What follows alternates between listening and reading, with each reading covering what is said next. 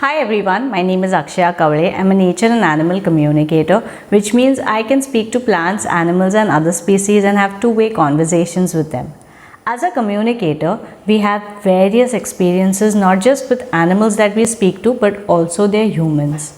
Most times it's very fulfilling to get the kind of feedback we receive from the humans and to understand that we are actually playing a part in helping the humans and the animals develop stronger relationships. There are also times when we are subjected to criticism and skepticism as well as cynicism. Just recently I've received a ton of comments on my videos of how I should seek mental health help, or I have mental health issues and hence I should not be doing this. However, that comes with the territory and that is something that we need to learn to cope with. So in this video, I'm going to share with you a few things that have helped me stay grounded and continue to walk this path that I have chosen as an animal communicator who is here to help animals and humans create better relationships. Number one is to stay true to what we are doing. As a communicator, it can be very difficult to actually think of ourselves as just merely a medium. It is difficult when people reach out to us with issues that they are facing with their animals, and we will feel like it is up to us to fix them or to solve these issues. It's very important for us as a communicator to understand that our job is to speak to these animals and to convey their perception to the human and vice versa. We are not here to fix anything. Through these conversations, if resolutions are possible, we will ask the animal, provide that information to the human. However, the human and the animal need to work together to be able to resolve the situation. We play a very small role and we should acknowledge that. That is how we can keep working as a communicator and helping more humans and animals with their relationship. So ensuring that we remind ourselves of our role is extremely important.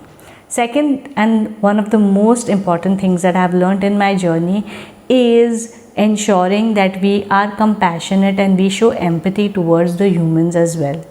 A lot of times we may work from a space where we feel that we don't like humans or we prefer animals and hence we become communicators.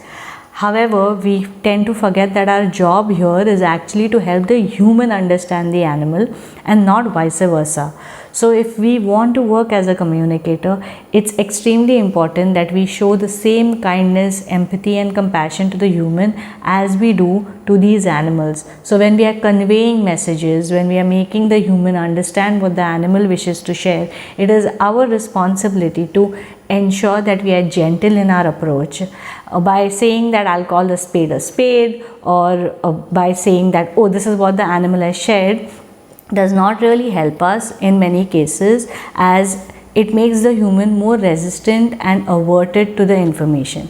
Of course, this does not mean that we lie to the human or that we in any way, shape or form refrain from sharing certain information. Of course, there are going to be times where the animals want us to convey certain things in a certain way and we will do so. But at other times, it is our responsibility to ensure that we are gentle with the human, we are compassionate towards the human and we help the human understand the animal's perspective rather than pushing them away by not showing the compassion the human also needs. So showing the humans empathy and compassion is an equally important part of being a communicator. Third, and most importantly, ensuring that our communications are not driven by the desires, objectives and agendas of the humans. It is very easy for us to get carried away with what the human wants from the conversation, whether it is to fix a health issue, a behavioral issue, to help an ailing animal or to help a missing animal.